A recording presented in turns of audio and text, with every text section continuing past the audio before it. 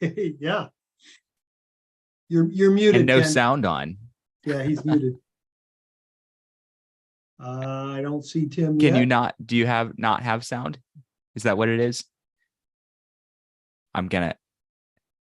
Yeah, I see you like making motions and I can't tell if you're saying I'm going to eat. I have no sound. Right. No, I'm saying Shut your I'm going to mouth. learn So I sign can't tell. language or Exactly. become a mime. Yes. My grandkids are 1 and 2 years old. They know sign language.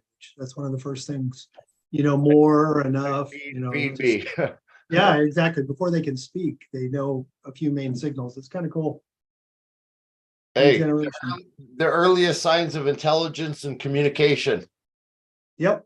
There he is. Tim, we're waiting on you. Get up in the front row with your logo in the background there. And Eric, everybody is in the room. Go ahead and turn the recording on, please.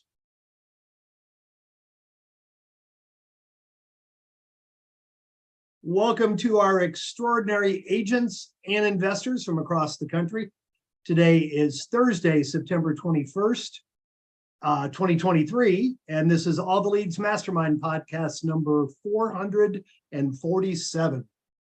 Going to have some special giveaway for our 500th podcast next year. I don't know what it'll be, but we'll think of something. I got nothing today, Bruce. What do you have? I want you to say it's 447 and you're already thinking about the 500th. Yeah, that's a year away. Yeah, future pacing. That's next October. Yeah, exactly. We got to prepare for it.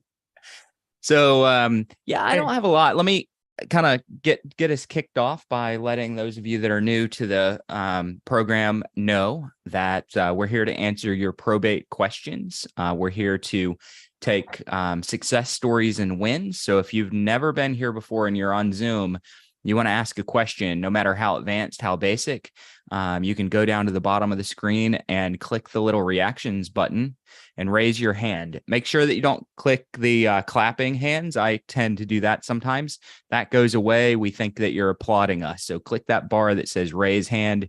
We will call on you. You can ask your question live.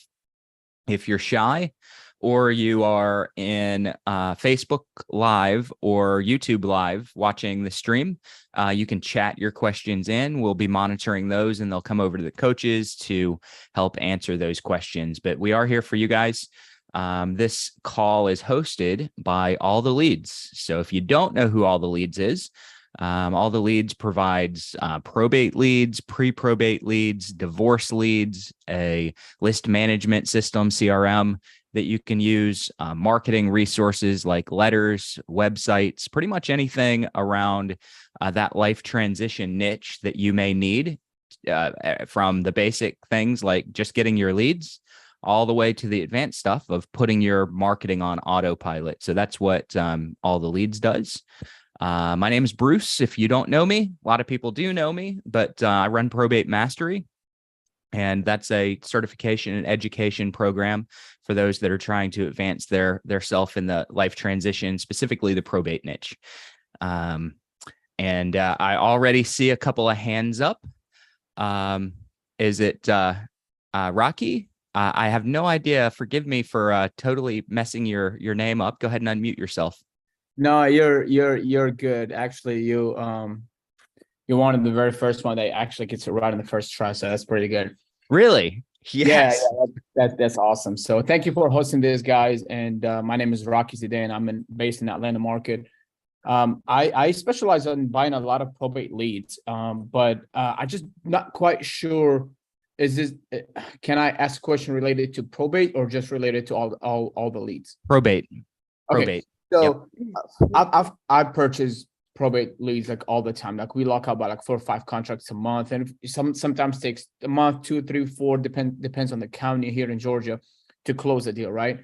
We have one where a friend of mine was on a will of his friend who passed away, and it was not done properly because that person, the deceased person, did not have an attorney or anybody else write the will properly for him, and he didn't have any relatives. Like he has nobody.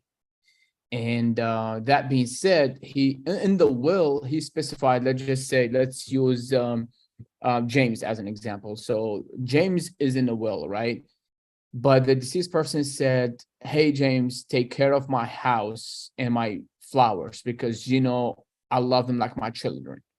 So the judge, when we come to purchase this property, the judge said, you can't technically sell the house because he didn't say the house is yours. He said, take care of the house.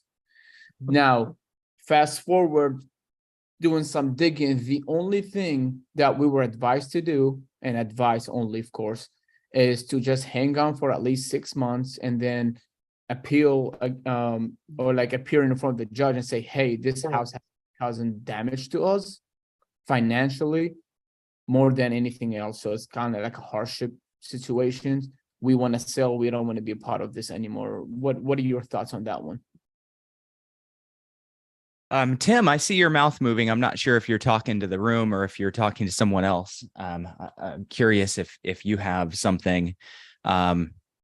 So when you say we would go before the judge and say this has caused hardship, we need to sell, you're referring to your friend. Your friend would go before the judge and say, look, I'm supposed to take care of this house. It seems evident to me. And this is, I'm not saying that it seems evident to Bruce, me. I'm saying your friend would say it seems evident to me that he wouldn't have asked me to take care of this house with no heirs indefinitely. The intention behind this was that the house would pass to me. Otherwise, why would I be taking care of it? Just cutting the grass for the next 50 years until I pass away. Right. So to me, there's evidence of intent, and in 6 months, if no heirs are found, you probably need to show that there was an effort to find heirs. You say no heirs, you probably need to document and list out an effort that you've taken to locate heirs. So I called, I did a skip trace on such and such a date. I called these 5 phone numbers. I emailed these 5 people. I knocked on this door. I sent these letters. This is what I did to attempt to locate an heir. No heir was located. And because of that, I believe that the intent of my friend, the decedent, is that I received the property.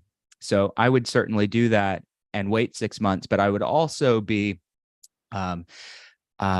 participating in some due diligence to try to locate other heirs. Now, it doesn't sound like any are going to be located, but you want to show the court that you weren't sitting there just waiting on your chance to appeal, that you were proactively trying to find someone else and you weren't able to do so. And because of that, that's another reason that the judge should award the property and honor the will, even though it was poorly drafted.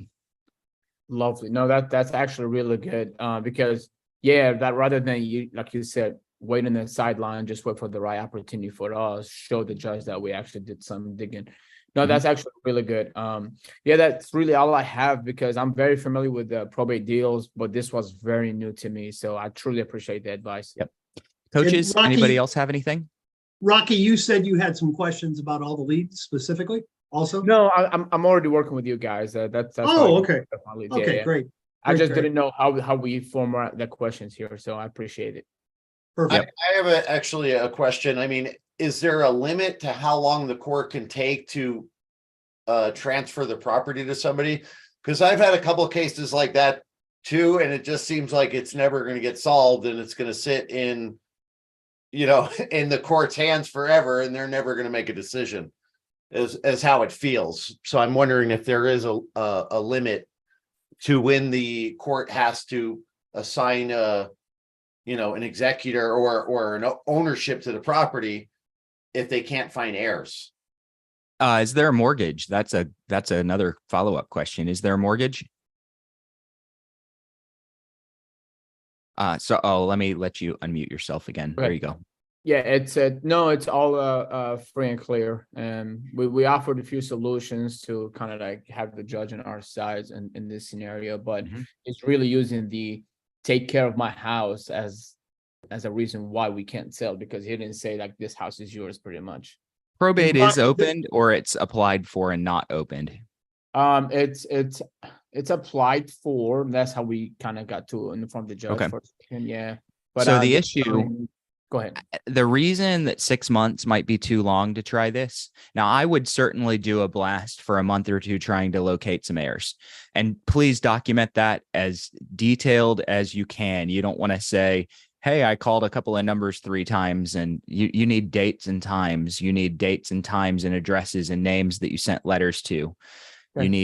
You need to show details, because that's going to be your ammunition.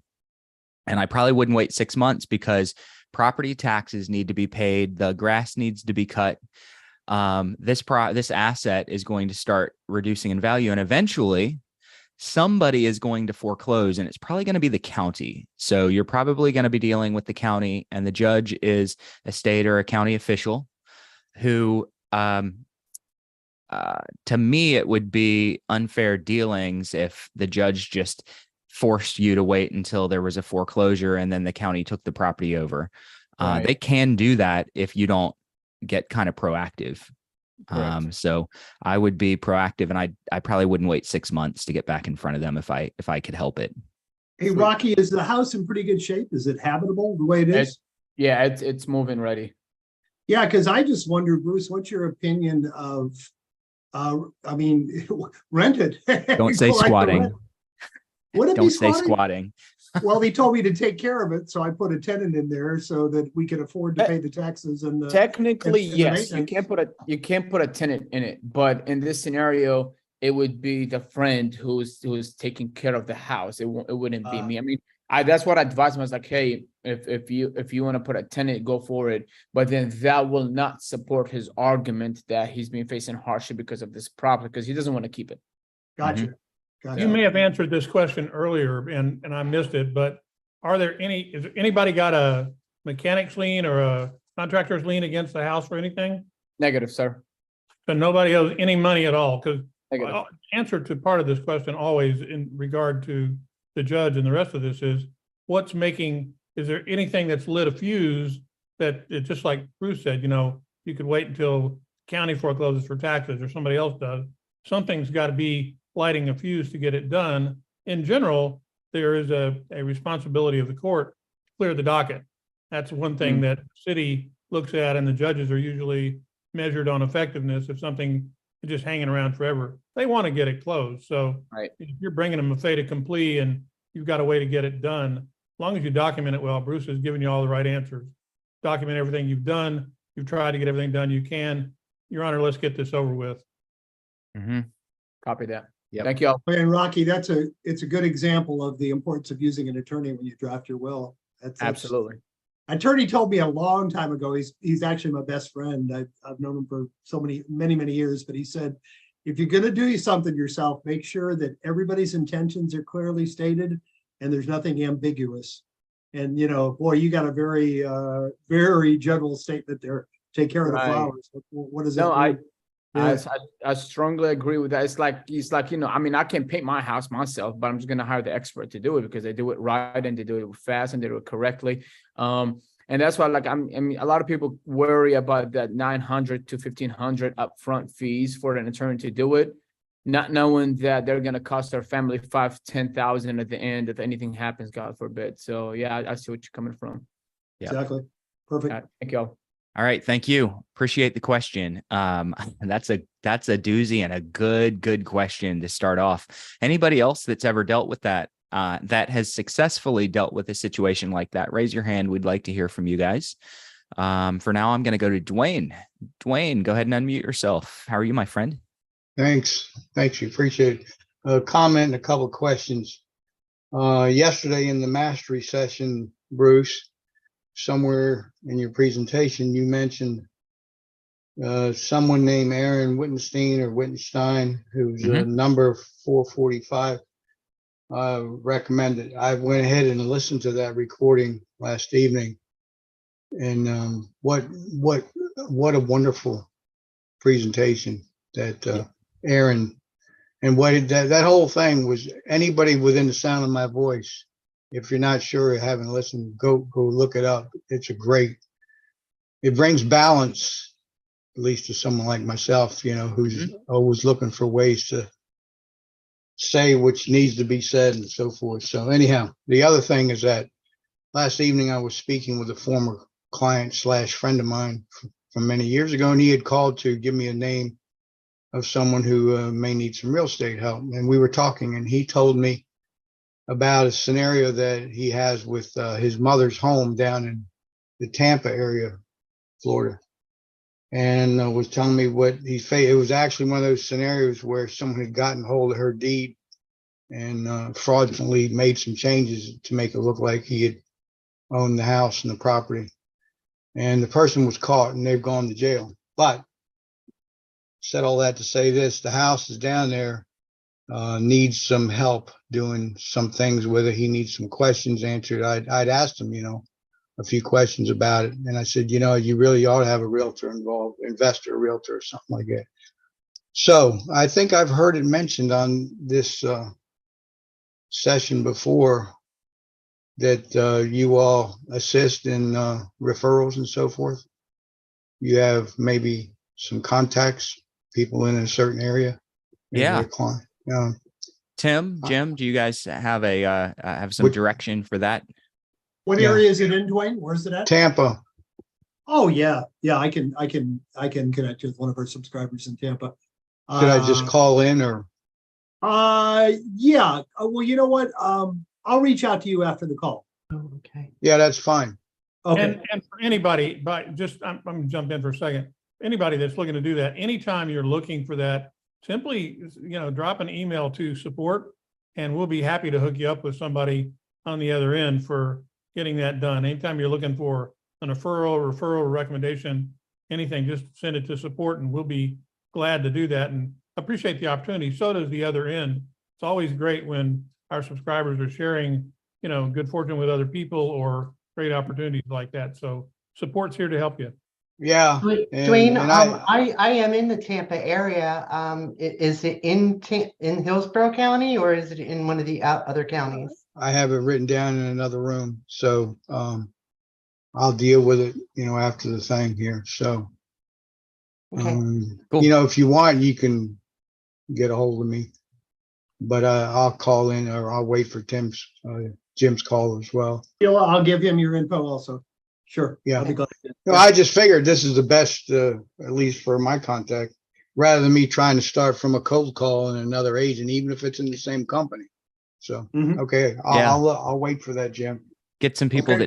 that know this type of work. You have a relationship with them. We want to make sure that lots of people get the ability to facilitate referrals back and forth. Use the network that you have here. So Yeah, right. Good. That's it. And Thanks. Dwayne, thanks for the call out on Aaron's call a couple of weeks ago. If anyone does not know how to go back and listen to these recordings after the fact, let's say that you weren't here 2 weeks ago or a month ago, and you want to hear a recording or you want to go back through the archive, you can do that at alltheleads.com. You can go to training and then call archive, or go subscribe to the All the Leads YouTube channel. That's a great place. All of the mastermind sessions are stored there. They're loaded there. If you like to drive and listen to podcasts, it's on all the podcast channels. So this particular call every single week is a podcast. It's a YouTube video. It's loaded to the website. So if you want to rapidly up your knowledge, go listen to some of these. Let's go to Daniel. Daniel has your hand raised. Daniel Parker, go ahead and unmute yourself. Hey there, I'm in the Nashville, Tennessee, Murfreesboro market, and just starting out, I have some leads that I've done some initial scrubbing and investigation, and a couple of them have already had the houses listed. Is that something I can still reach out to the personal representatives and try to monetize, or would most of you not even work with that lead? Ooh. Daniel, are you a realtor, an investor, or both? I'm a realtor. Okay, There's absolutely a way to reach out to them and establish a relationship. You need to be relatively clear because you do have knowledge that they're listed now. You need to be pretty clear with them that this is not a solicitation. I recognize that your house is on the market. This isn't a solicitation of that listing. That'll give you an opportunity to pivot into another topic of conversation. So now you can start to work it toward anything else that you can personally monetize, or work it toward a referral to one of your business partners. If it's me personally, I'm probably not really going to work that lead, because how I monetize my business is through real estate listings or purchases. So I'm probably not going to pursue that lead personally, but I'll tell you, there's a lot of people that have a different model than I do, and they monetize the probate business a lot of different ways. And if you have another way to either monetize that business outside of the listing, or if you want to use it as a referral opportunity for your attorneys and your estate sale companies and clean out crews and people like that, go for it. But you do. If you ever got called on it, you need to be able to show them. I'd even record the call. Look, I told them I wasn't soliciting their listing. Okay. Any other opinions on that? Anybody else? It's a great opportunity for you to point out the fact that as you develop probate as a pillar in your business, the answer to that would be real obvious, which is you don't just have to get involved in the real estate to make it be beneficial. You've got partners that you can refer to them for various aspects of what they're still going to need, even if in fact it's listed with somebody else. There may still be stuff in it, and that needs to get moved out, and it ultimately still is the choice of the PR as to who's going to do that. So you can have a conversation that literally begins to discuss, what's going on, where are the points of pain. Bruce is appropriately telling you, you certainly need to recognize the fact there's a realtor involved, and that you're not trying to replace that realtor and be unethical. That's not the point. You're a probate specialist. It doesn't just have to be about the real estate, and you need to have enough arrows in your quiver that answer is real obvious. You always want to be able to present yourself. As you're just getting started, you may not have that, but after 30, 60, 90 days, you need to have a full quiver of things you can throw at the deal. And you're always ready to talk to them, regardless of whether it's been listed with somebody else or not. Does that change the letters that I would send out? Excuse me? Does that change the letters that I would send out? Not necessarily, because sometimes in your letter, one of the earlier letters that you should be sending out talks about the team that you're building. So if you're sending out a letter, for example, that has the wheel of probate in there, we sort of generically refer to it as that, and it talks about the members of your team, a clean out crew, respected contractors, all the other pieces of the crew that you build, then that's helpful. And you just need to talk about it. And you can still say, of course, if there's real estate involved, we would have been interested. That's a generic. If you know that it's been listed, most of the time, what will give you a way out with that, and most people refer to it in the bottom of their letter, is that if you have real estate and the property is already listed, this is not a solicitation to list the property. And you should probably be putting that in there anyway. Yeah, I put that in the footer to every single letter that I send out, every Right. single one. Now, I still mention that I have a real estate service in my mail.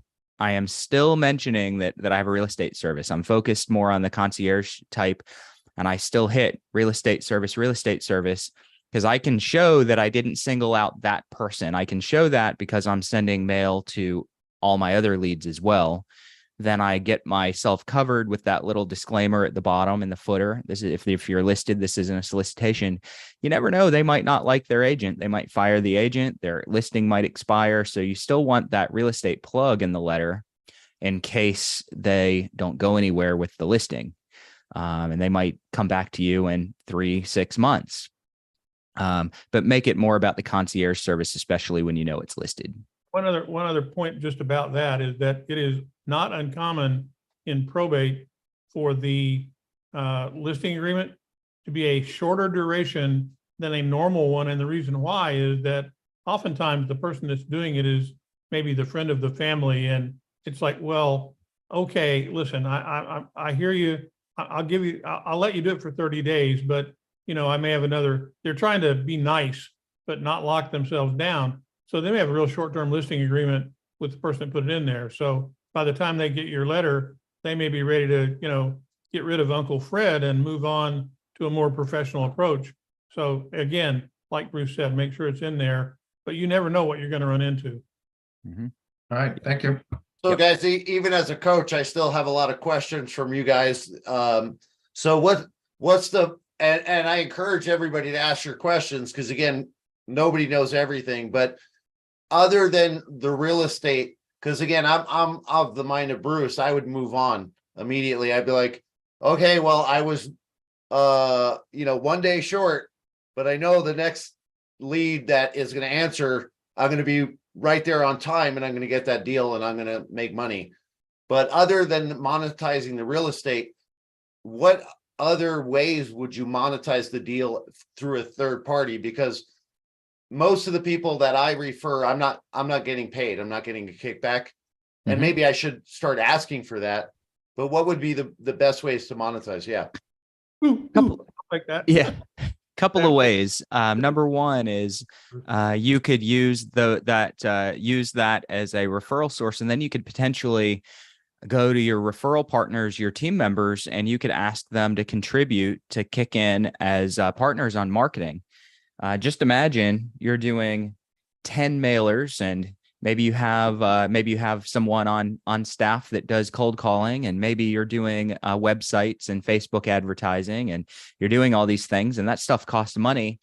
What if your vendor partners kicked in half of the expense of marketing?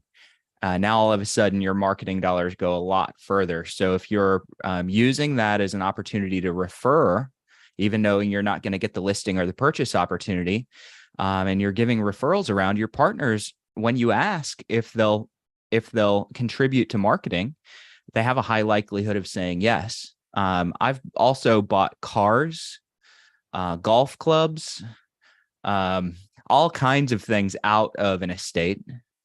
And a lot of them were tied to listings that I was taking, but that doesn't matter. There's plenty of things that need to be sold and things that you can invest in out of an estate that aren't always tied directly to the house. How else could you monetize? RV that the seller wanted to give me. I was like, no, that's okay. But but you're right. There's a lot of other items that can be. Yep. And Bruce, Winston just mentioned cash advance. Cash Obviously. advance. Yes. Yeah. Wow. I can't believe I missed that one. You could go through Probate Cash. You can do that straight through our website, or if you get a website with all the leads, you could get people to apply for a cash advance there and get a commission. You could actually charge for your concierge service. So you could say, hey, for $1,000, I'll take care of all this for you.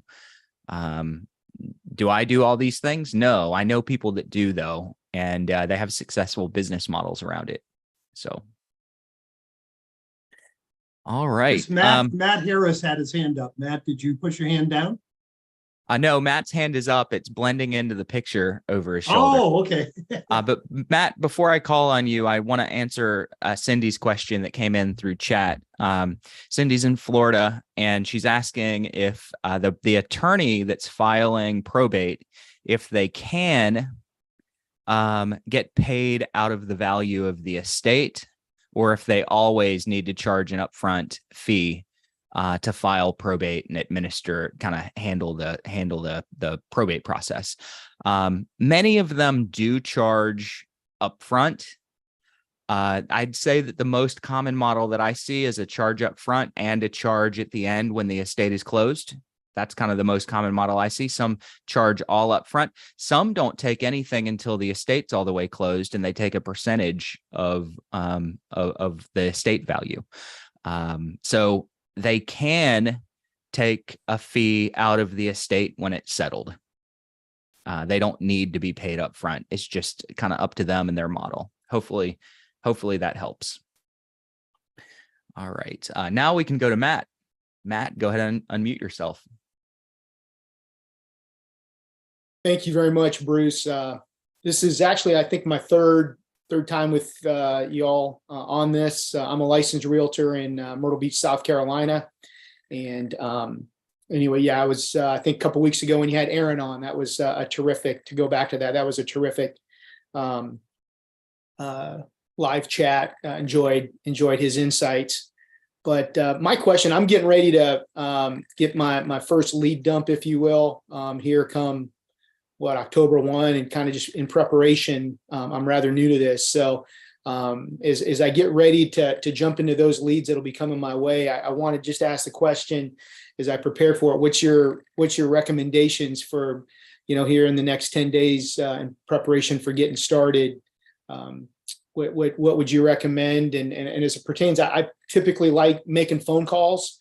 So just would want your insight into, what that script might look like, or what your best suggestions are once I get the leads. Good question. Good question. So number one, and I'm going to talk to everybody here for a minute, and then I'm going to address you, Matt, but a huge mistake that people make when they're getting ready for their first 30 days in probate is they run out and they try to pack all the information that they can in, and they see all the options for marketing and prospecting their leads. And there are a lot of options, and they see that there's maybe a dozen things that I would do to market and prospect to my leads. And they think that they need to put all those dozen things into place before they start. And they fail to realize that it took me multiple years to put my dozen things together. So they need to go back, and you need to go back and make sure that you simplify, and that you do have a plan for expansion. You do have a plan for different marketing assets that you're going to build in. But to start, I would make sure that I had a couple of letters on autopilot with a couple of postcards sprinkled in between those letters. So personally, when I hit postcards, I like to do those, and I call those seasoning to the letters, because not everybody's going to open your letter and go, oh man, I just lost my loved one and Matt's offering to buy my house or list my house. What a good guy. They're not all going to do that. They're going to open the letter and they're going to go, I might need some of these services later. Let me set this to the side. And then they tend to forget about it, or they think maybe I'll read this later this week, and then it gets piled on, or their spouse throws it away, or something happens and they just kind of forget about that letter that they meant to go back to or meant to remember. So the postcard a few days later, a lot of times serves to pull that back to the top of their mind. So it's one reason why I sprinkle a few postcards through my entire campaign. So to start with, in your first 30 days, I would put at least 3 letters together, and maybe a postcard or 2, and set them on autopilot. They do not have to go out all in your first 30 days. You could kind of set them up to go out over the course of 3 months. That's completely fine. But at least to get them on autopilot so that you're not chasing your tail later in the campaign. So if you don't go back to your letters for another month or 2 or another month, you don't want to have to constantly be writing the next letter that was supposed to go out last week. So get yourself a few of those on autopilot, and then hit calls. So all the leads recommended method is to send a letter ahead of your call, and then use that letter to reference in your phone call.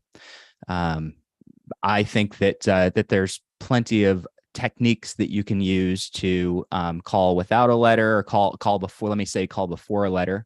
But it certainly helps your call when they say, who are you again? And you repeat, oh, my name's Matt Harris. I'm with XYZ Probate Solutions. As a matter of fact, you might recognize me from the letter that I sent a couple of days ago. Okay, so it's just a warm way to pattern disrupt their interruptions or their resistance to that initial call. Now, if you're going to mail, you should probably have a website. I'm not here to try to sell all the ancillary stuff for all the leads, but I don't like to mail if I'm not sending them to an online presence, because people aren't always ready to respond to your mail right away. Sometimes it takes months for them to respond to mail. So give them something, a way to be able to go check you out covertly if they're not responding to you right away. So some kind of a digital presence, direct them to do something, visit a website, check a blog out, something like that. Now, your call, you've got a couple of different approaches. You could open the way that Aaron did a couple of weeks ago, where it's very real estate forward. Hey, I was looking for so-and-so. My name's Aaron Wittenstein. I'm actually a realtor. I was calling about your probate process. I was wondering if you guys might be selling 123 Main Street. Direct to the point. There's no confusion or ambiguity there. That works for a lot of people, and you're going to have to judge it on your personality and style, but you're also going to need to be able to judge the temperament of the person that answers the phone as well. Okay. My personal preference, and this is, again, very, very personal, is I like to lead by offering turnkey concierge type of services. So we cover things like real estate needs, estate sale needs. If you have personal property that needs to be cleaned out or sold, I can help with maintenance if there's property involved that needs the grass cut, gutters cleaned, things like that. So I'm covering kind of this wide swath of services in a brief summary in the beginning of the call. And then I'm giving them a chance to reject it. I love giving someone the opportunity to reject what I just offered. Because when I agree with them and I agree with their rejection, I've just won points. I've just made myself non-threatening and hopefully built some rapport. So they say, no, I don't need anything. And I go, that's amazing. I'm so glad that you've got it all taken care of. Maybe I can just shoot you some information and you can call me if anything ever does come up that you need. And they go, okay. And I say, what's a good email for you? All right. And then before they think the call's over, so I'm not going to go, okay, I'll take your email. I'll send you something. Bye. I don't do that. I say, hey, I'll take your email. I'll shoot you something in the mail, or I'll shoot you an email later today. Call me if anything comes up. Hey, while I have you, do you mind if I ask, once probate's over, is there any real estate involved that might need to be sold, or is that going to stay in the family? So I hold the real estate back until they feel that the call is over. All right. Now, there's a lot of different approaches. You may choose the direct approach. You may choose that more hidden, nuanced approach that I just gave you. And then there's a bunch of stuff in between. But personally, I like to disarm them by letting them reject my first offer. And then I pivot to the real estate question at the end of the call after I've made them feel comfortable. Hey, Bruce, you just reminded me of a book and a tape series we recommended in the past called Never Split the Difference. Mm-hmm. And the whole point of that was something you just said, is people want to say no, or they're inclined to say no to try to get you out of the way. Just one simple thing I remember from that was they said, don't say, hey, this is Bruce and I catch you at a good time. Say, hey, this is Bruce and I catch you at a bad time. And people, no, it's okay. I got a few minutes, or it's just such a subtle difference. But then you get the no out of the way right away. And they might say, yeah, you caught me at a bad time. Okay, what would be a better time? But more often than not, they're going to say, you want them to say a no, which gives you permission to proceed. Mm-hmm. And more often than not, they're going to say, no, I got a few minutes. So yep. Just a fine point that kind of, amplifies what you just said. I think what Bruce is saying is on point. You need to think about what you're going to say. Kind of get your opening, get your scripting down, and maybe get a role, someone you can role play with. So whatever you decide to say, it's very smooth when you get on the phone. You don't want to get on the phone and then start deciding how I'm going to open this conversation. So get ahead of the list by getting practice with kind of your elevator pitch opening. Mm-hmm. Yep. Bruce, the thing you need to suggest or remember is that you talked about all the things that they could potentially deploy with their mail and all the rest of this. That also could sound pretty daunting to somebody trying to get ready in 3 or 4 days, and realize that we have a team of marketing implementation specialists who are here to help you do that. So when you first start, really your first order of business, once you decided to become a subscriber, I think we try and get you hooked up quickly with your MIS person. And that's what we refer to them as. And they're there to help you get your letters together, get your website set up, get that stuff going. We put a team together just to do that, to try to make it easy for you. You're buying into a system. You're not just buying leads. And, you know, Bruce did a fine job of talking about the things that we offer, but you need to realize that this is not just a lead that you're buying. We've built our business around providing tools and support for anyone in probate that's working on probate to make it easy for you. So avail yourself of what's there. You didn't just buy leads. You got a whole plethora of things sitting back there that can help you. And these are the people that can help you. And if you're looking to get that done or you haven't heard back from them, again, support@alltheleads.com. I need to get a chat with my MIS person. Yep. Perfect.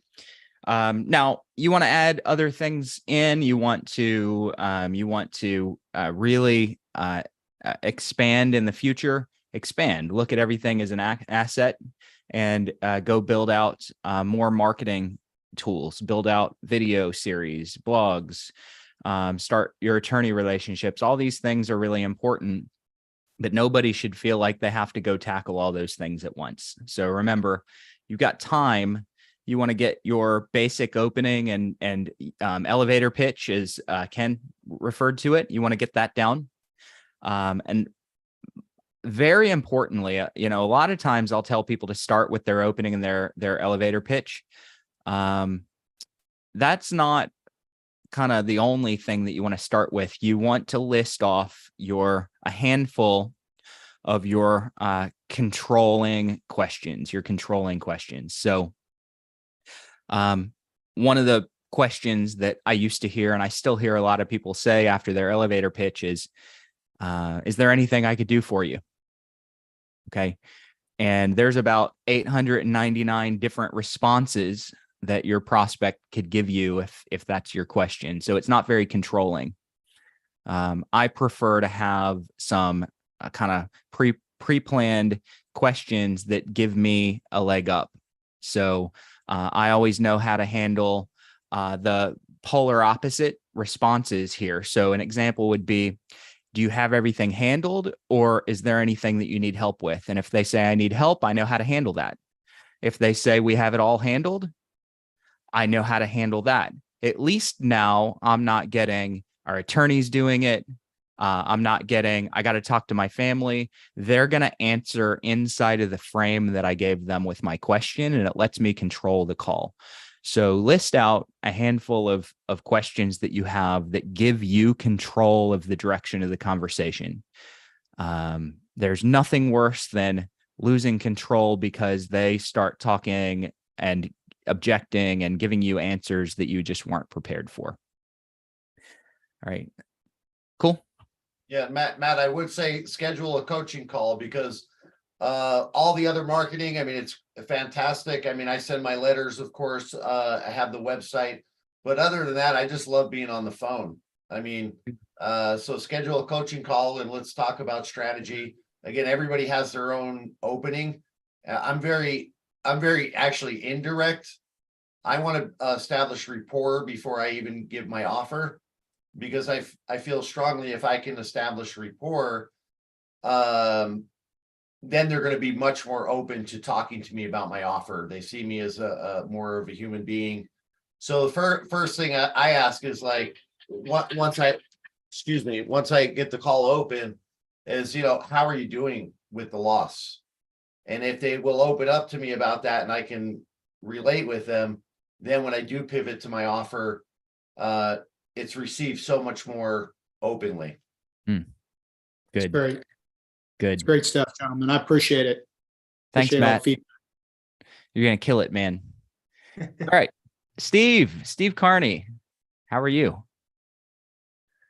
I am doing well, Bruce. So you and Ken have largely covered what I was going to say when I raised my hand about, 10 minutes ago. But the point about, yeah, they got it listed, and you certainly don't want to step on another realtor's toes. But hey, let me send you this probate checklist that you may find helpful to help you. I'll give it to you. I don't want anything for it. It's free. You just send me your email address. And then I think then you can get into very inexpensively a drip campaign, because you don't know if the house is going to close or not. Obviously, if they have it listed, they want to sell. And they got to sell to somebody. Fracture closings are still around 15 to 17%. People are walking away. You don't know. So the idea that you can establish rapport, or, hey, what's one thing I could take off your plate today? Like I said, a move out crew. I know somebody, I can have them call you, and you work directly with them. And that's it. Because if they have your letter and they have the checklist to kind of help structure how they're going to do this as they're going through emotional time, that's something you've given. You've just provided value. You're not asking for anything, but you're kind of in the background. And then who knows? They get to the point where they're stuck. You're sending a drip campaign of emails to pick up the phone. Or I think what you said, maybe you follow up in a month or so with a postcard. Hey, how's everything going with your probate process? Leaving it at that. That I think, still, because it's still a lead. I wouldn't write them off completely. I think that, and you don't have to put a whole lot of time in it. It's a matter of just setting it up, automating it, and it's pretty doggone passive. And when you can make an annotation too in the CRM. Hey, this thing's been listed after, you find out, hey, you're listed for how long? 90 days? Yeah, I hope you sell your house. Well, once they tell you what the listing is till, well, then that's time to follow up. Hey, sell your house. And who knows? They may know somebody else, or what if they have other properties of them to decide, hey, you know what? I don't want this anymore. They're a retired landlord. You just don't know what's out there. For what it's worth. I know, great answer. And I'm gonna call you on something. I'm not really calling you on it, but you said you're not asking for anything. You're not taking payment. You're not charging. It's free. I would argue that you are charging. Okay. And their payment is the permission to communicate. Right. That's their payment. Their email. Sure. That's the payment that they're providing. That's the social capital. Yep. An email is gold. Right. An email in terms of marketing. Gold. Yep. Yeah. Too many people, they think that the only form of payment that they can take from someone is getting that listing appointment, or that appointment to go look at the house to make an offer. And not everybody's ready for that yet. Right. And when others have moved on, you're there. Yep. Fall back to an email if they're not ready for it. Fall back to an email. Just offer to send them something free or some information so that they can call you later, and then take the payment of an email and then start marketing to them. It's just it's less intrusive. And it's like Ken said, it's about establishing rapport. Hey, they're providing value. They're not trying to push me into a sale. This may be the person I need to work with. Or, if they know somebody else who's maybe in a situation, hey, I know this guy, he was really good. He helped me this stuff. He didn't charge me anything. He may be able to help you. You don't know. Yep. So, and the final thing I got to say, because Winston's on, I got to say good morning, because he always says good morning, even though it's the afternoon here on the East Coast. Yeah. That went over my head. I got it. I know. Good morning, Winston. Ken. But there's different styles, but I think personally, where I'd focus my energy is having objections ready. If somebody says I'm talking to a realtor, I mean, if they're already listed and that's a client that you want, which means they're going to be reasonable about their list price, the home probably is going to sell. So, I mean, again, if you find success, talking to people that are already listed, fantastic. Again, different models for everybody, but I think you should have your objections ready if somebody has a realtor ready that they're talking to and not necessarily listed with. And that's where I try to find the pain points. I got an appointment the other day. The seller, his pool was empty, so they were like talking about putting the house on the market and letting it sit there. And I go, that's a terrible idea. Like, if you're going to leave the pool vacant or empty, then call in the investors now and sell it immediately to an investor, because otherwise you're sitting out there for no reason in the slow time of the year. So you got to find their pain points. find out how you can better serve that client than the other realtor they're talking to. And that's how you get the appointment. I spent 2 hours with that gentleman. I'm like 95% sure I'm going to get the listing because I built rapport, but then I offered him a better solution. Mm-hmm. Awesome. Cool. Great responses all around, guys. Let's go to Daniel. Daniel, good to see you again. Hey, I just had a quick question. I'm trying to figure out in the probate mastery training, they talk about getting a Google Voice number, but I'm trying to figure out, if you're going to go research me and you'll find out I have a different number for my real estate, wouldn't that not be good? So I'm trying to figure out, do I use my regular cell phone that I have for my real estate business, or do I need a Google Voice number? Yes and no. There's new process called 10DLC, which says that every new phone number that you're setting up specifically for marketing has to be registered, and you have to tell the carrier, and potentially they may show the government, I'm not sure, what you're going to be using that phone for, and they have to approve it, especially if there's going to be any text that go through it. So do be aware that if you're using something beyond your office phone or your cell phone, you've got to set that up properly by going through the 10DLC process. It's not too complicated, but do be aware of that. I prefer to run my communication, my outreach and prospecting through a third party voice over IP. It could be Google Voice. It could be Line 2.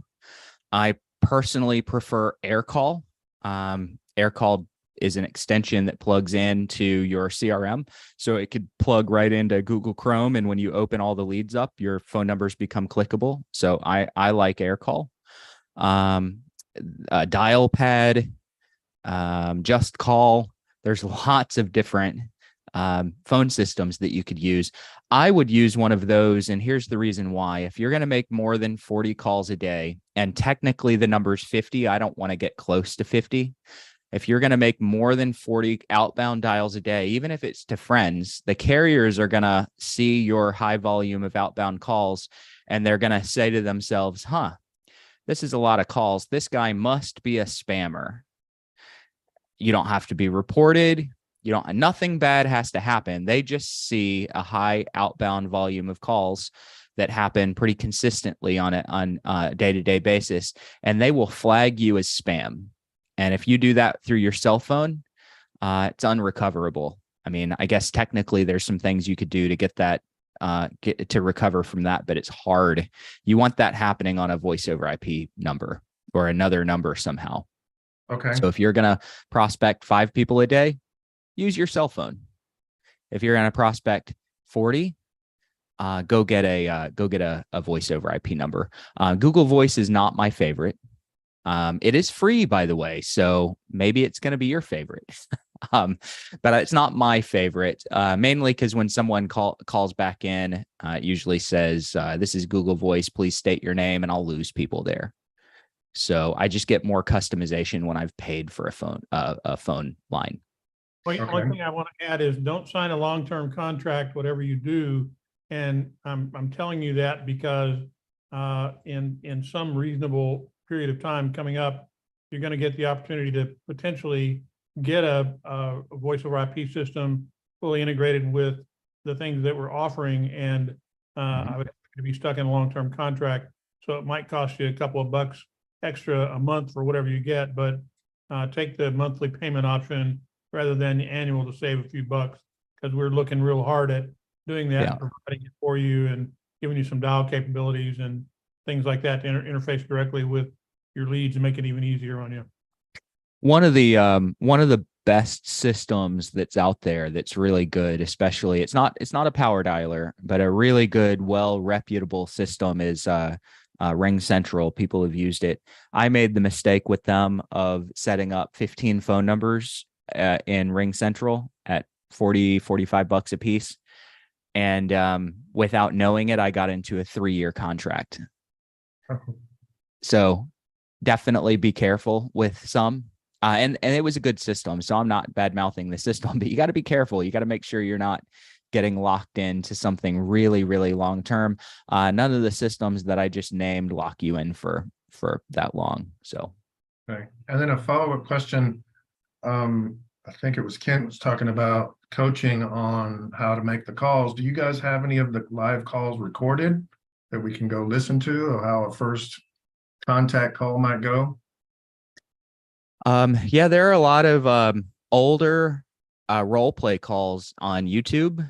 I don't know if they're in the podcast channel or not, but if you go to YouTube, all the leads, and then look at playlists, you're going to look for the role play playlist, and they are a decent amount older. None of them follow the system that I or Ken teach right now, but they're still good. There's so many ways that you can handle a phone call.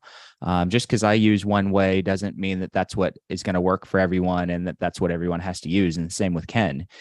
We've got our processes, but those role play calls ran for a long time and they're really, really good. If you're in probate mastery, then you may want to look at the interactive upgrade and do the role play calls that are live. Also on Facebook, if you're in our mastermind group, and you should be, just pop in there and ask if anybody would like to work with you as a role play partner, and you can be bouncing them back and forth with somebody else who's doing the same thing you are. That's a great way to learn. Mm-hmm. Daniel, I know Aaron Wittenstein does that on a regular basis. It's kind of an accountability thing with him. He's always got 5 to 10 people that he prospects with. You know, he mentioned that on the call, so you might want to reach out to him. He's very generous. I'm sure he'd probably be, willing to consider letting you into that group. There's a whole bunch of people on the Facebook also. So I think that's a great idea. Reach out to Aaron, but there's a lot of people on Facebook looking to role play too. Hey, Bruce, Daniel, do you have another question or you're waving goodbye? What was Aaron's last name? How do I look him up? Wittenstein, and Wittenst, Wittenstein, by the way. It's like Frankenstein. Yeah, he gets called Steen, but it's Wittenstein, Stein. And he's in our Facebook group. I'm sure you can find him, or just go to the Facebook group and ask for Aaron. Okay, thank you. As a follow-up to that, Bruce, and as an answer to Paul was asking, where does he get the probate checklist? And you may have a different answer, but one thing that we haven't talked about in a long time, we have an incredibly robust search feature on our website. I think a lot of these things you're asking us, where's the probate checklist, role play calls, if you just go to allleads.com, put it in the chat bar there. It's kind of like Google. You may have to play around with it, but you'll find many, many, many times that we've touched on that on these calls. And like Bruce said, some of it might be 8 years ago, some of it might be more current, but the essence of what you're going to find there hasn't changed. And Bruce, do you have a different answer on where to find the probate checklist? Probate checklist, go to your MIS, your marketing implementation specialist, or go to support, the chat bar when you go to alltheleads.com, and they can get you set up with how to access that. Perfect. Boys, it's that time. It is time, and at perfect timing. No hands up. Anything you need to address in chat, Bruce, before we go? I don't think so. I don't believe that I missed any questions, guys. If I did happen to miss a question of yours, I apologize. We'll try to address it ASAP, but I don't see any that I've missed. So appreciate everybody being here. All right. Well, I'm going to close it the way I always do, with an extra little challenge. I want to thank each and every one of you for being here, particularly thank Rocky and Dwayne and Matt and Daniel and everybody who actively participated. And Steve. And Steve. Yes, thank you. I don't want to leave anybody out. And I want to challenge each of you, and I do this every week, but I would love for somebody to come on the call next week and say, hey, my best idea was this, and here's what I did. I'd really like to get some feedback to that. But I want to challenge you. Take one thing that inspired you on this call, one idea, go out and put it into practice, and please come back next Thursday and share the results with the group. Have a great week, everybody. See you next Thursday. Take care.